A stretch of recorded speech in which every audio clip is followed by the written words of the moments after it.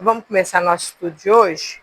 O assunto é a formação dos mundos e dos seres. Universo.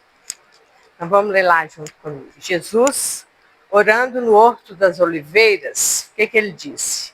Glorifica-me, ó Pai, em ti mesmo, com a glória que eu tinha a teu lado antes que o mundo existisse.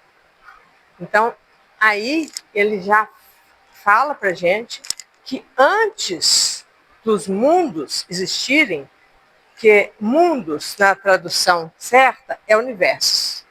Então, antes do nosso universo existir, Jesus já existia e já era um Cristo. Então, o que isso quer dizer? Que ele fez a evolução dele em outros universos, em outros planetas. Então, assim, quando ele chegou nesse momento, ele já estava em união com Deus, né? Ele já era um com Deus. Então, Jesus é uma partícula individualizada dos Cristos. Ele está na origem do universo.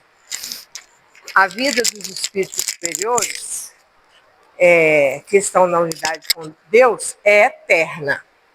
Então, esses espíritos, como Cristo, são espíritos eternos.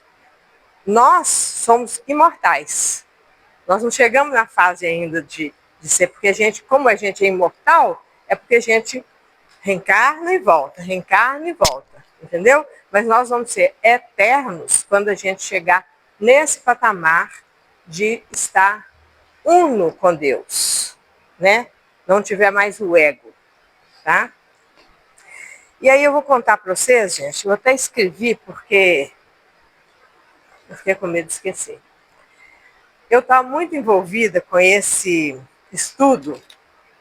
Geralmente, quando eu faço estudo, eu fico muito envolvida. E aí, de anteontem para ontem, eu acordei meia... Sabe quando você acorda e não acorda? E aí, nesse momento, eu fui levada, tipo um desdobramento, e os espíritos me mostraram um momento muito especial, eu acho que para me entender essa questão da criação, entendeu? Então eu escrevi aqui, eu vou ler para vocês, rapidinho. Era Deus, mas assim, não foi como foi como uma ideia, não era em palavras, não era em imagem, às vezes eu via alguma imagem, mas era como um bloco de ideias, é difícil explicar, eu custei conseguir pôr em palavras. Então, na hora que eu acordei mesmo, eu levantei e escrevi na mesma hora, porque depois some na cabeça da gente, né? Mas eu achei assim, fiquei muito emocionada com isso.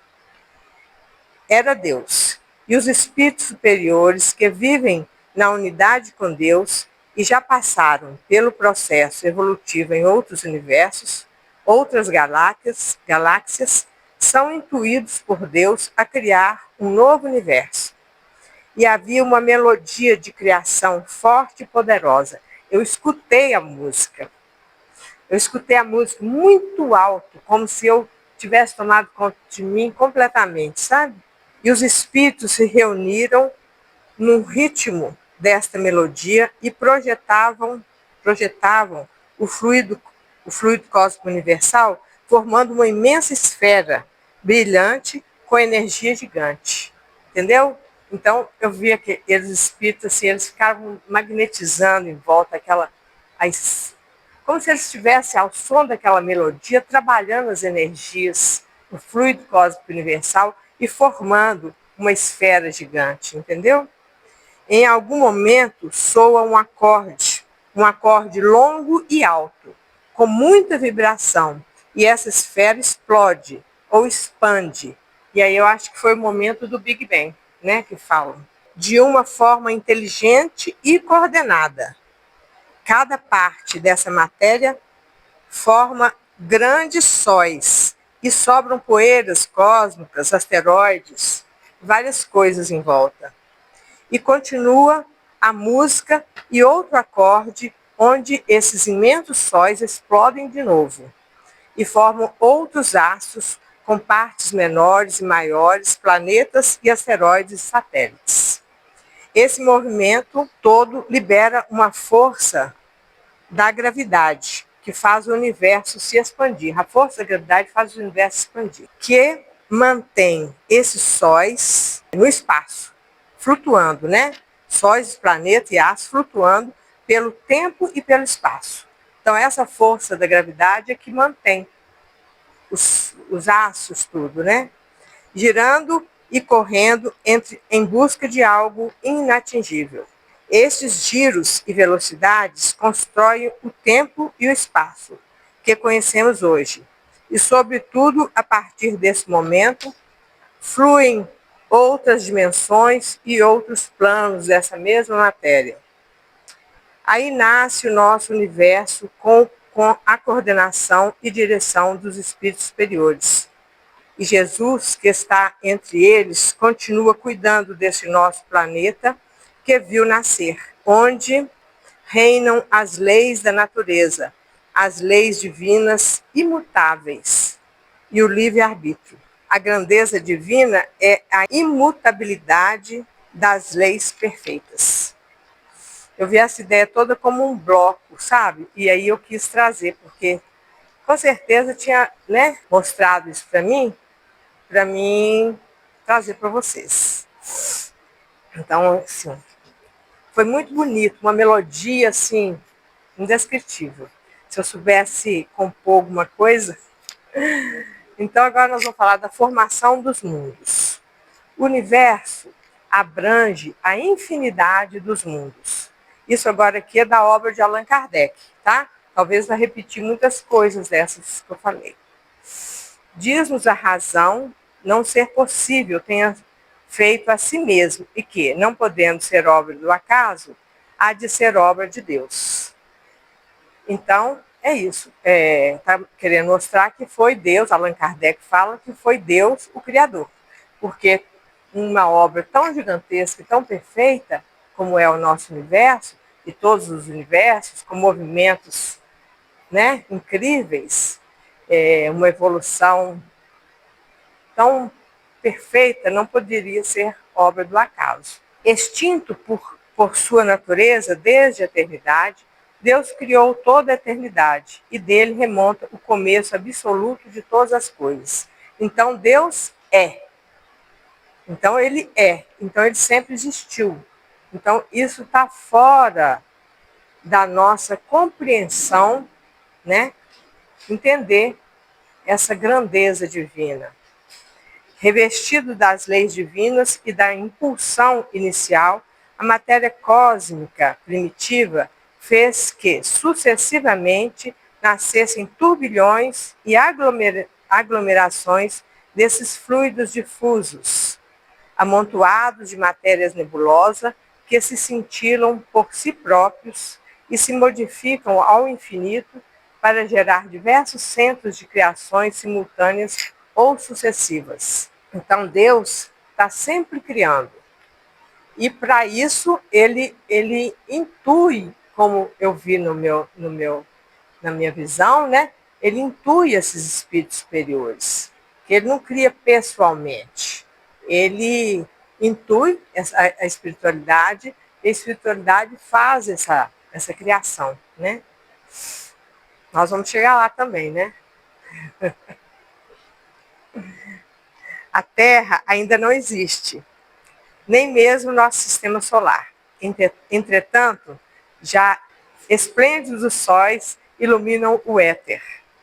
Já planetas habitados dão vida à existência e a uma multidão de seres. E aí a gente lembra quando falo que há muitas moradas na casa do meu pai, né? Quando Jesus fala, né?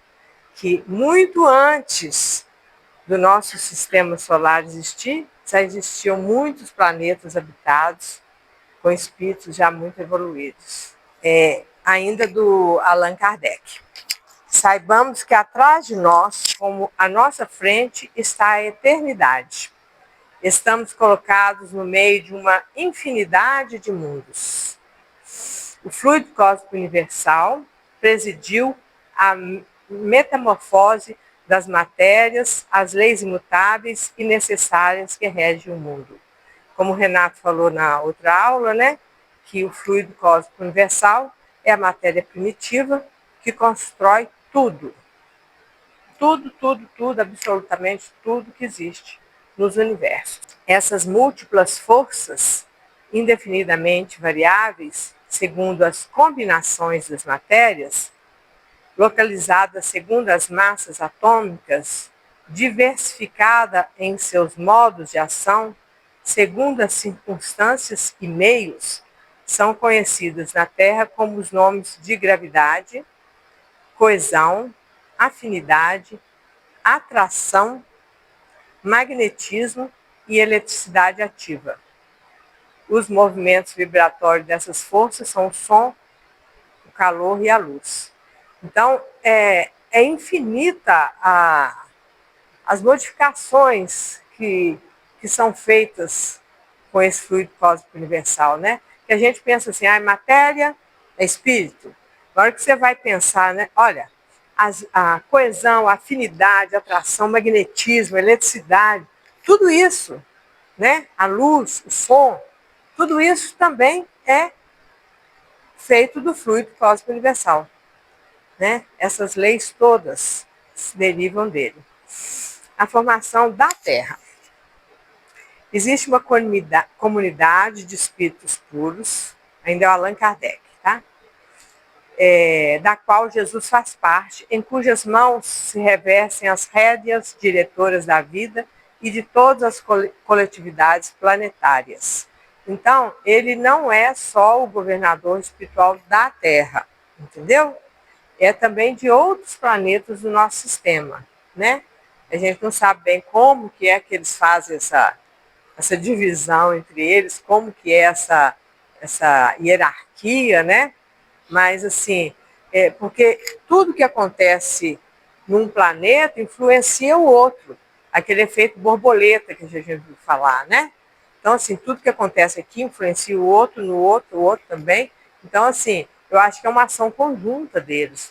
Como eles não têm esse ego e essa individualidade, como a gente pensa, então a coordenação deles está muito além do que a gente imagina, entendeu? Eles não têm essa individualidade como nós, eles são Cristos.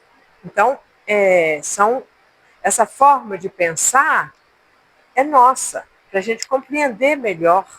Mas a grandeza deles está muito além disso aí. Eles não têm ego, eles são como se fosse um só, né? Aí isso eu já falei, que uma parte do sol se desprende, né? Porque essa visão que eu tive, esse desdobramento, foi depois que eu fiz isso aí. Então, muitas coisas que eu falei vai estar aí, né? Então, a Terra é um pedaço do Sol que desprendeu e formou a Terra. E a Lua é um pedaço da Terra que desprendeu e formou a Lua. Entendeu?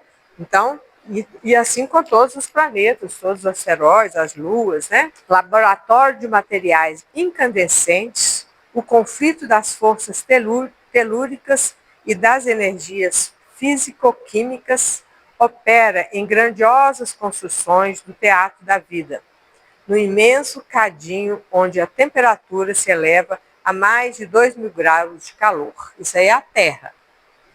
Imagina a Terra nesse momento, né? Aquela bola de fogo, né? Aquela bola quente. E foi nesse processo químico aí, né? Como está falando aí, ó, físico-químico, e que foram se formando, se transformando o fluido cósmico universal necessário para a criação de tudo que foi criado dentro do nosso planeta. Entendeu? Ele precisou passar por esse processo para transformar o fluido nos elementos que a gente tem aqui hoje, né? As descargas elétricas em grandes proporções despertam comoções no grande organismo planetário, dando origem ao hidrogênio, tá?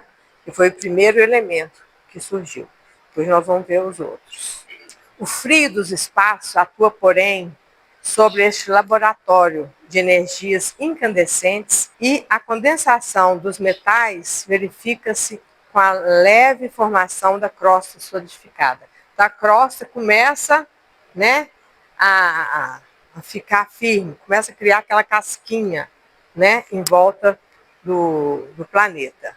E começam a criar os metais, os elementos, vão criando os elementos.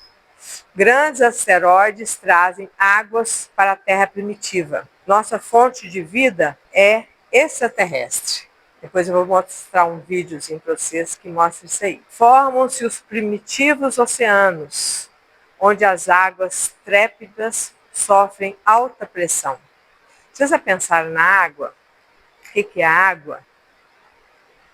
Como que é a formação desse elemento tão maravilhoso? Diz que a água está em todo o universo. Em todos os planetas tem água. Entendeu? Então é um elemento divino, né? Um elemento de vida, né? A água e para nós o ar, né? Em outros planetas eles respiram outro tipo de ar, de outra forma, né? Mas é muito importante, muito... Não vive, nem sem o ar, né?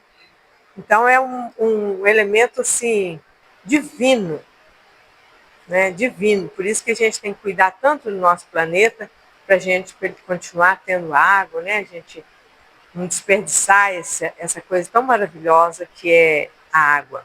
A atmosfera está carregada de vapores aquosos e grandes tempestades varrem em todas as direções as superfícies do planeta, mas sobre a Terra o caos fica dominado. Então é um momento de tranquilidade no planeta. As paisagens aclaram-se, fixando a luz solar. Então a gente precisou de ter isso aí tudo para poder tirar como se fosse uma neblina, umas nuvens gigantes em volta do planeta, para abrir e a luz solar penetrar, que se projeta nesse novo teatro da evolução da vida. Então o Sol precisou entrar para começar a existir as primeiras movimentos de vida, como nós vamos ver. Mas a gente imaginar isso tudo acontecendo é muito legal, né? Imaginar assim, como que tudo foi direcionado, porque tudo foi direcionado para ser do jeito que foi. Foi um movimento direcionado, um movimento inteligente, um movimento, não foi o acaso, tá? Água. Não sei se você já notou, mas ela é provavelmente a coisa mais estranha do universo. Veja por quê. Cada molécula de água da Terra, dentro da gente ou de qualquer outro ser vivo, existe há bilhões de anos. Desde que chegou à Terra, a água tem transitado por rochas, pelo ar, animais e plantas, num ciclo sem fim. Cada molécula dela viveu uma jornada incrível até chegar a nós. Já houve um momento em que a água do nosso corpo esteve dentro de dinossauros, bactérias, oceanos, nuvens, icebergs e muito mais. Toda a água do planeta é alienígena, mesmo que pareça tão familiar a gente. Isso porque os oceanos surgiram centenas de milhões de anos depois que nosso planeta ganhou forma. A água chegou em asteroides e cometas do espaço, objetos das margens do nosso sistema solar. Eram como restos de vastas nuvens de poeira e rochas que não chegaram a formar planetas. Essa é a origem de toda a água que vemos na Terra.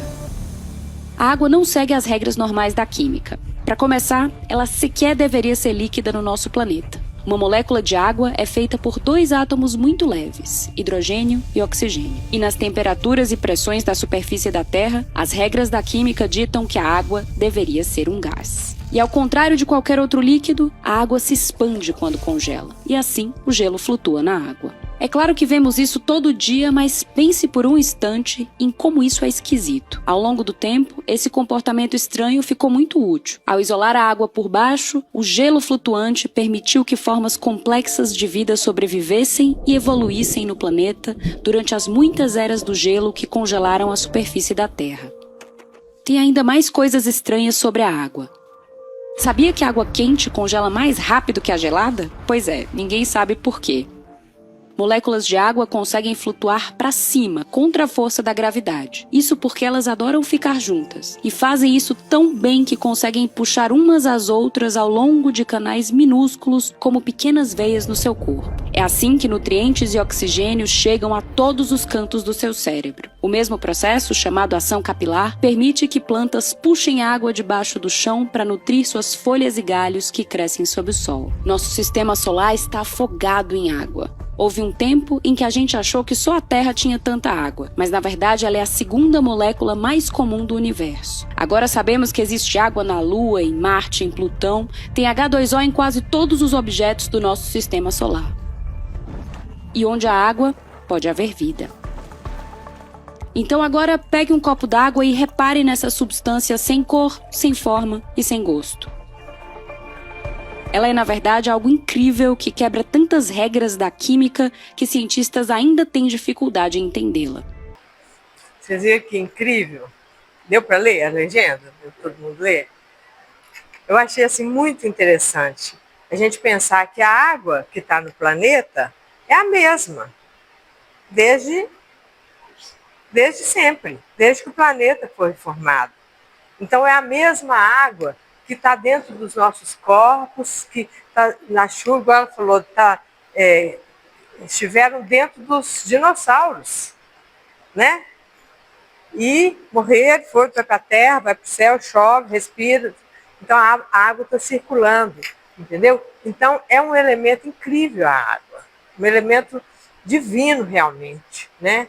E eu achei isso maravilhoso, eu nunca tinha pensado na água dessa forma, né? Porque olha como o gelo é pesado, deveria afundar e ele não afunda. Então assim, depois vocês escutem esse vídeo novamente, para vocês perceberem, eu achei assim muito incrível isso. Então agora nós vamos falar um pouco sobre a gênese orgânica e a gênese espiritual, tá? Então, pelo raciocínio, vamos fazer uma análise entre o raciocínio bíblico e o evolucionismo, tá? Então, no raciocínio bíblico, a criação do mundo foi feita em 7 dias. Então, vocês pensem bem. Diz que Deus fez o mundo em 6 dias.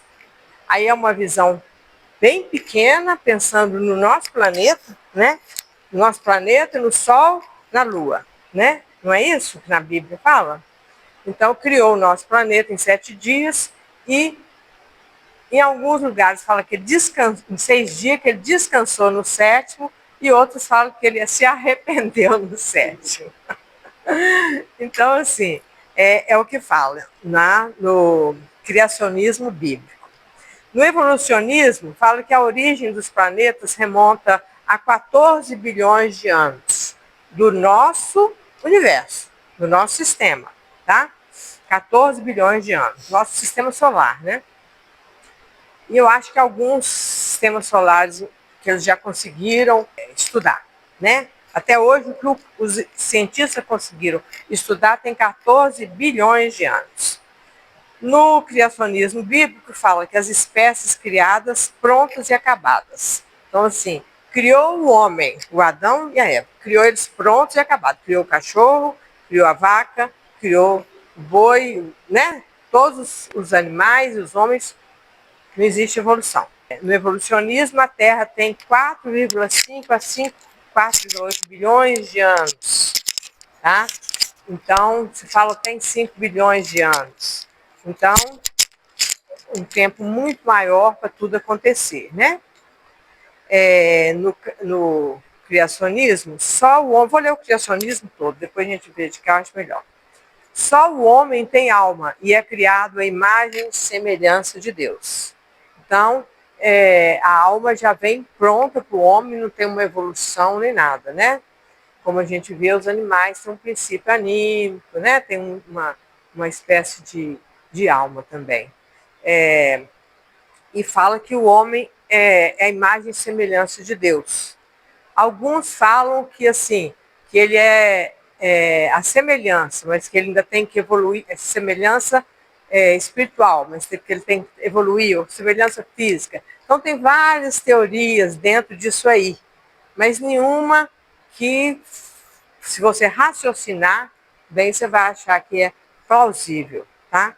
O mundo é criado há 4.000 anos antes de Cristo, sendo que já foi encontrado há 13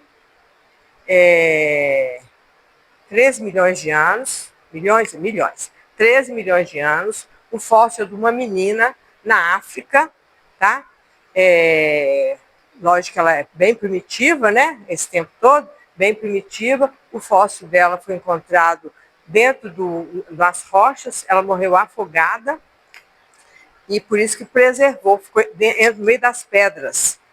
Em alguma dessas enchentes, tal, preservou uma menina de 12 anos. E eles fizeram análise e tal, e ela tem mais ou menos essa idade, o fóssil. Então, 4.000 anos é muito pouco. Toda a humanidade deriva de Adão e Eva. E aí a gente vê aquela história, né? Que o Adão e Eva tiveram 2 filhos, Caim matou Abel e Caim foi para uma outra vila, uma outra tribo lá e se casou e teve muitos filhos. Então, a própria Bíblia contradiz isso.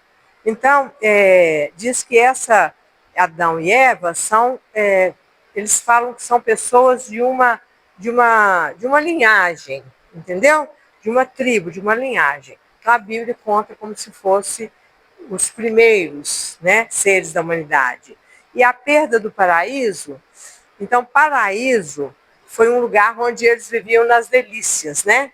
E aí ele teve que sair desse lugar das delícias, perdeu o paraíso, e ir para o trabalho, né? Então, assim, já põe um castigo no homem. Então, a Bíblia põe o homem como sendo uma pessoa castigada, que não vai ter privilégios. É escatológico e prevê o fim do mundo com a volta de Jesus. Então, quer dizer, Jesus vai voltar e vai separar quem é ruim e quem é bom ruim vai para o inferno e quem é bom vai para o céu.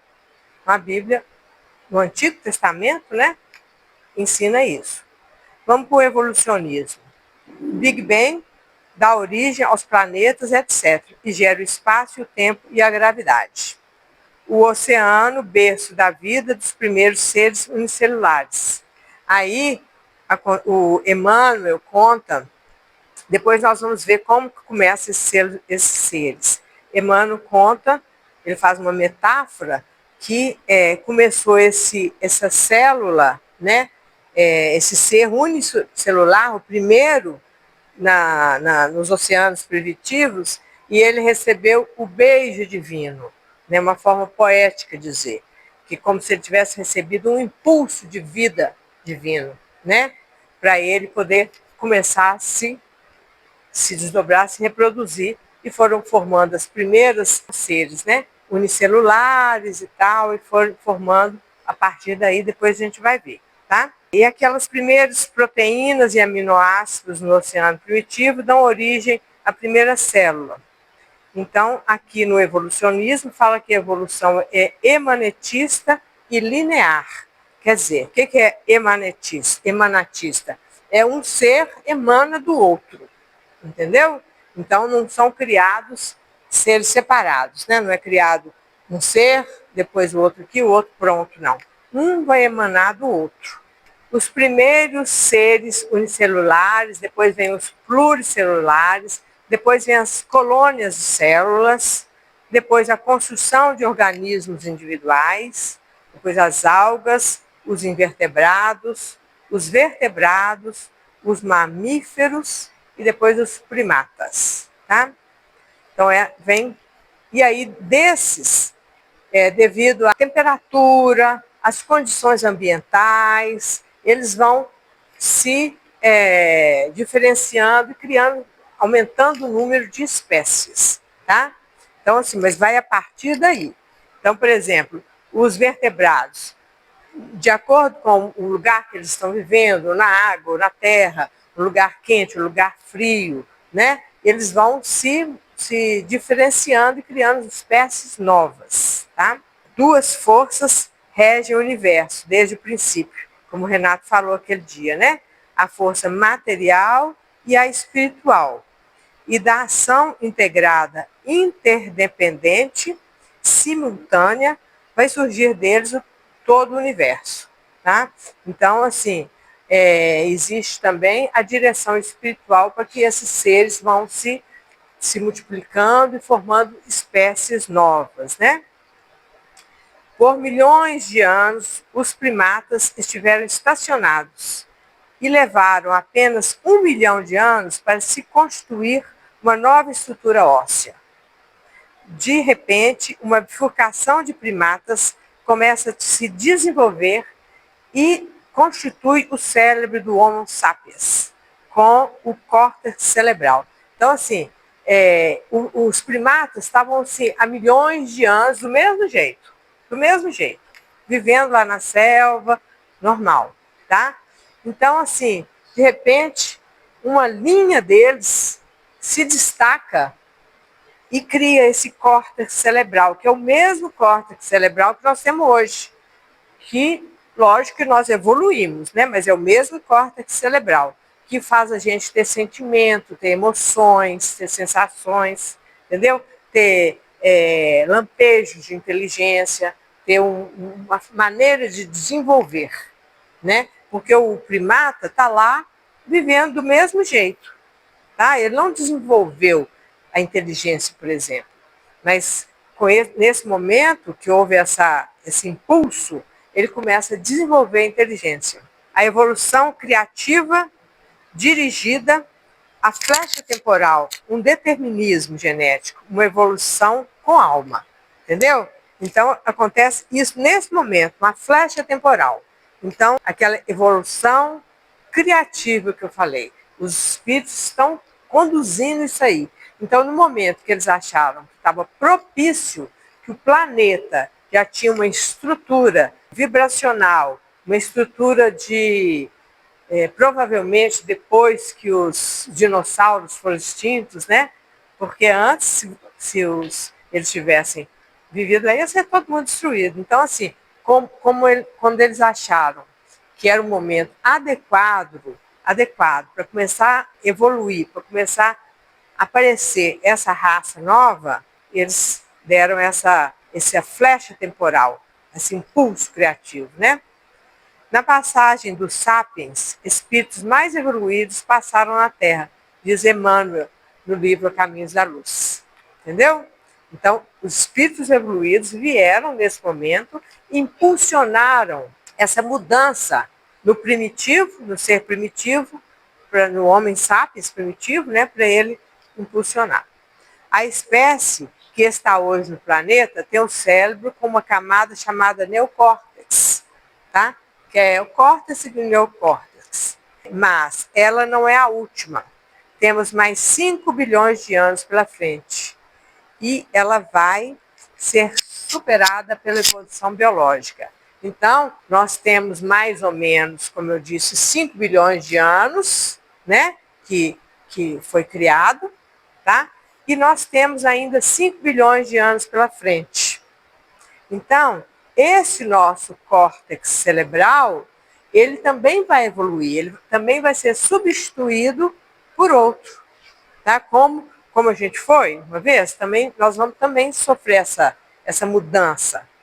Por exemplo, o nosso intestino tem o apêndice.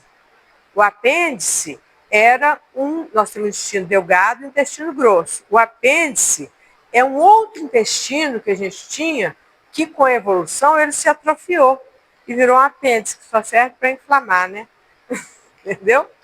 Mas ele era um outro intestino, porque o homem primitivo comia osso, carne crua, sei lá, né? Não tinha a fineza que a gente tem hoje de ter um chefe de cozinha fazendo comida para a gente, né?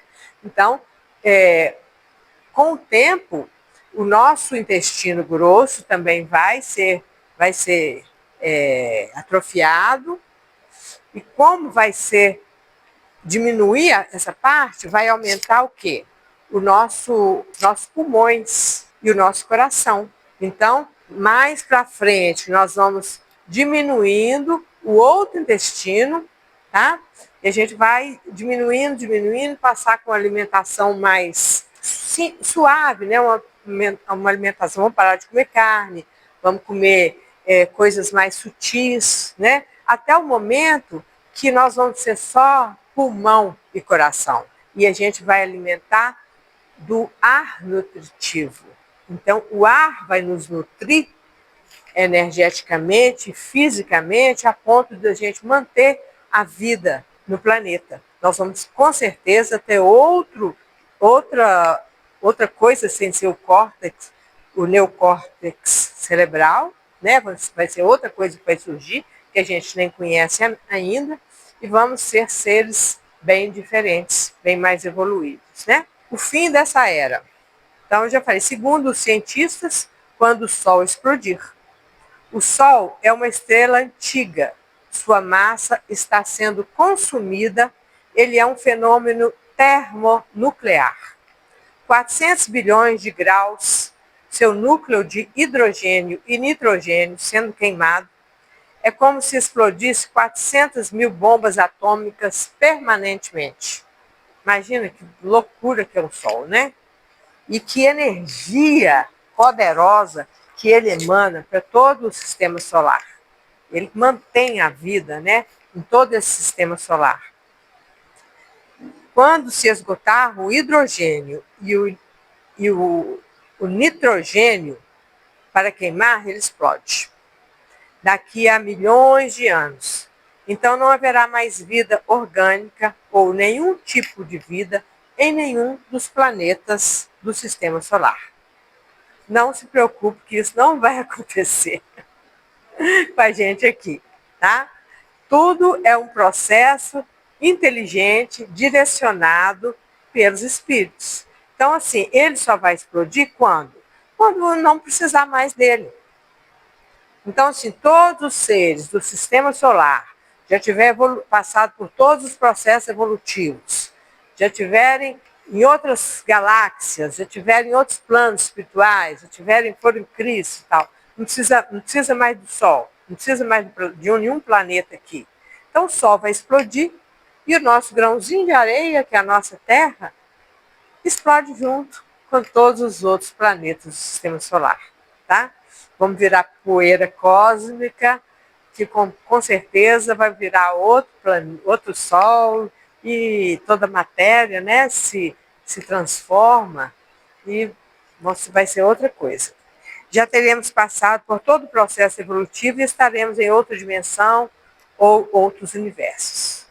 Estará cumprida a missão e o destino de todas as estrelas, de todos os planetas, deles que foram o berço para a evolução de milhões de seres.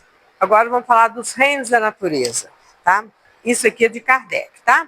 A matéria inerte, que constitui o reino mineral, só tem em si uma força mecânica. As plantas, ainda que compostas de matéria inerte que a gente fala são os minerais, tá? Então, Kardec está falando que ela só tem uma força mecânica. As plantas, ainda que compostas de matéria inerte, mineral, são dotadas de vitalidade. Então, toda planta tem mineral na constituição dela, né? Os animais, também compostos de matéria inerte, igualmente dotados de vitalidade, possuem, além disso, uma espécie de inteligência instintiva limitada e a consciência de sua existência e de suas individualidades. Então, os animais têm o quê? Tem todos os minerais e todos os elementos que tem nas plantas e nos minerais, mas eles já têm uma independência, uma individualidade. O homem, tendo tudo o que há nas plantas, nos animais, domina todas as outras classes e, por uma inteligência especial, indefinida, que lhe dá a consciência do seu futuro, a percepção das coisas extramateriais e o conhecimento de Deus. Então, vamos falar um pouquinho da ciência. Então, o Kardec divide os reinos da natureza assim: mineral, vegetal, animal e o homem, tá?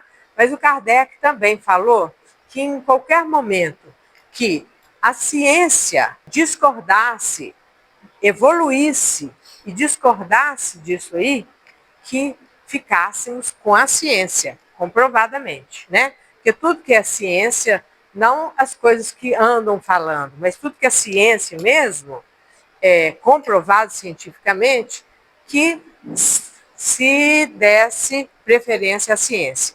Por quê?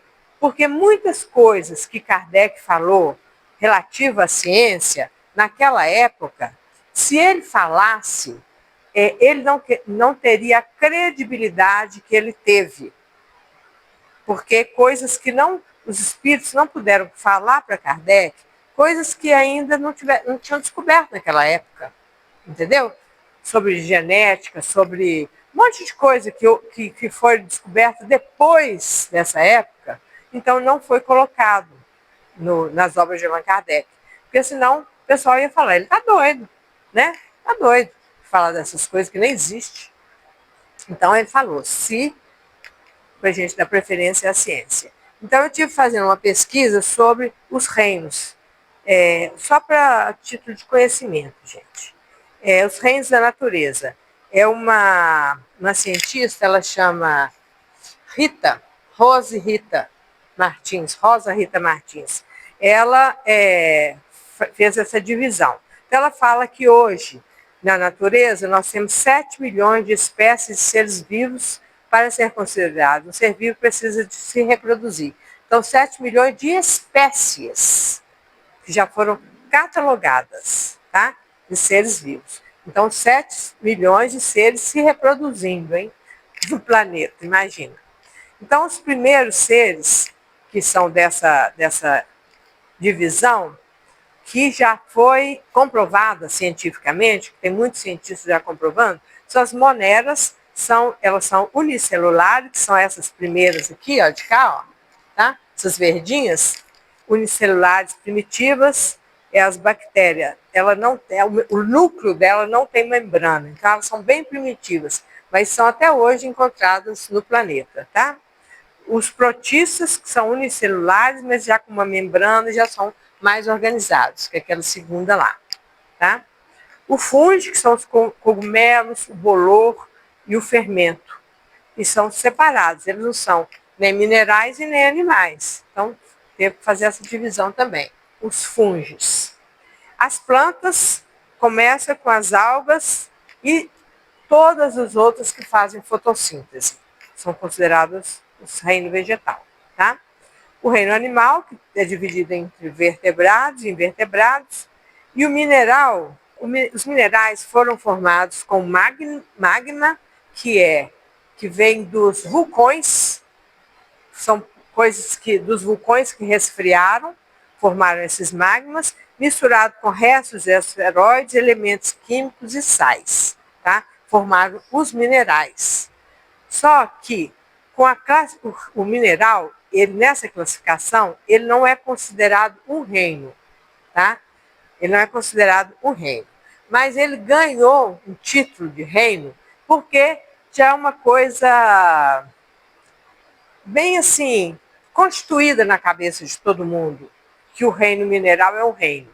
Mas pelos cientistas ele não é um reino. Mas todo mundo pode se considerar, diz que até cai nas provas de vestibular, que é reino, e é para considerar. Mas os cientistas não consideram, tá? Só a título de curiosidade. Os seres da Terra. Isso está no Livro dos Espíritos, é a pergunta 585. Alguém lê para mim? Não estou enxergando nada. Que pensais da divisão da natureza em 3 reinos ou em 2 classes? Os seres orgânicos e os seres inorgânicos? Alguns fazem da espécie humana uma 4ª classe. Qual dessas divisões é preferível? Aí vem a resposta. São todas boas, dependendo do ponto de vista. Materialmente, não há senão seres orgânicos e seres inorgânicos. E sob o ponto de vista moral, há, evidentemente, 4 graus. Entendeu? Então ele fala que assim, pode ser 4, né? Pode considerar, mas não dá aquela definição, sim, é isso mesmo, entendeu? E tem outra parte que ele fala dessa coisa eu acabei perdendo a pergunta, qual que era? Que ele fala para dar preferência para a ciência. Então, a classificação dos seres que existem na natureza está dividida em orgânicos e inorgânicos, tá? E está relacionada com a presença ou não do fluido vital em seus organismos. que os inorgânicos são seres que não têm o fluido vital. Tá? São os minerais, as pedras, né? Eles não têm fluido vital. Todos os outros têm fluido vital. Tá? Até aqueles primeiros, aquelas células sem núcleo, aquelas primeiras lá que eu falei, primitivas, unicelulares, tudo, elas têm fluido vital. Está vivo, tem fluido vital. Tá? Elementos orgânicos, antes da formação da Terra, se achavam, por assim dizer, em estado fluido no espaço e em outros planetas, a esfera da criação da Terra, para começarem existência nova em novo globo. Entendeu? Então, muitos elementos foram trazidos de outros planetas, tá? Para começar essa nova vida aqui.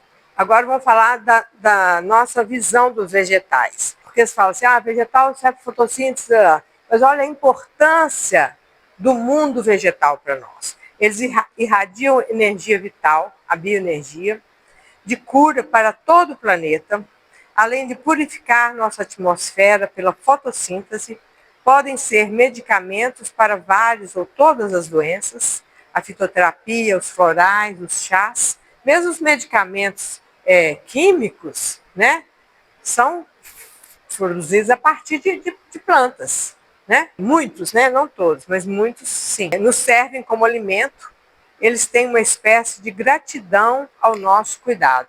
Então eu penso que é como se o reino vegetal também tivesse um lampejo de sentimento, né? De cuidado com a gente. Como ele tivesse, ele não tem uma alma, mas ele tem alguma coisa antes da alma, né? Uma gratidão ao nosso cuidado. Você vê que quando a gente molha uma planta, cuida de uma planta, como que ela nos agradece, né? Florindo, com a beleza, com a vitalidade dela. Tá?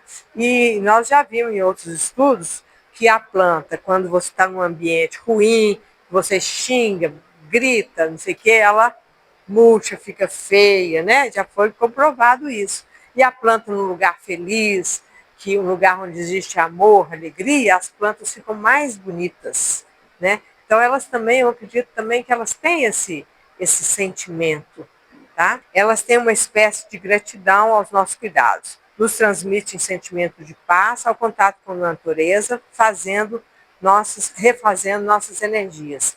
Vocês assistiram aquele filme, o Avatar? Gente, aquilo é maravilhoso.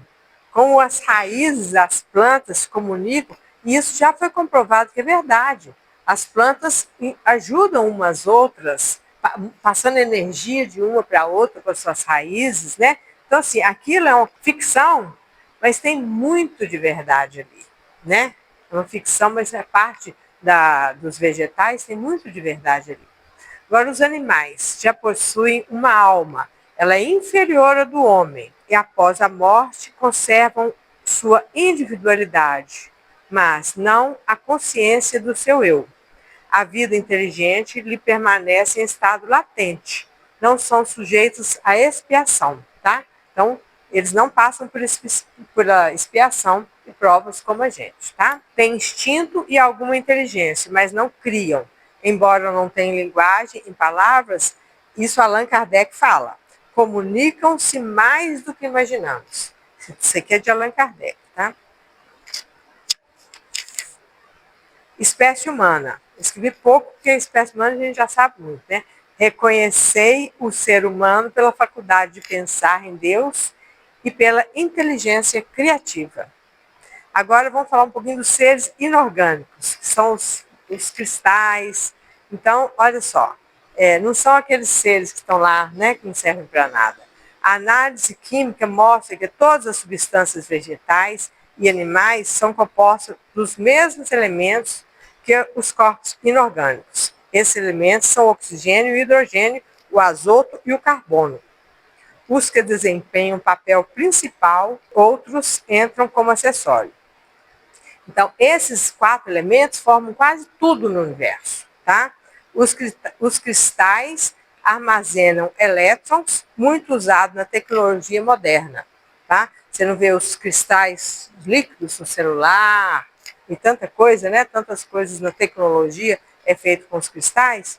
cristal bruto armazena energia, pode trocar de energia com a gente, pode limpar o campo áureo, ajuda os processos de cura e energização dos chakras, podem auxiliar em pontos acupunturais. Entendeu? O pessoal que faz acupuntura também usa os cristais. Entendeu? Então é muito mais do que uma simples pedra, né? É isso, gente. É isso. Nossa, falta 1 minuto, consegui. Ai, hã? É. Isso aí, gente. Então, vou fazer uma prece para a gente terminar, né? Vamos agradecer a Deus por a gente estar aqui nesse planeta maravilhoso, tão carinhosamente preparado pelos espíritos superiores, para a nossa evolução, para o nosso crescimento, para a nossa alegria. Vamos respeitar todos os elementos, respeitar a água, respeitar a natureza, respeitar os animais, respeitar todos os nossos irmãos, seres humanos. Vamos desenvolver em nós, além do perdão, vamos desenvolver o não nos ofender. Não nos ofender por amor, por respeito às criações divinas, que são nossos irmãos. Que Deus nos abençoe e nos proteja, que possamos chegar em casa com saúde e com alegria de poder cada dia desvendar mais um pouquinho dos conhecimentos da nossa doutrina espírita. Que assim seja. Amém.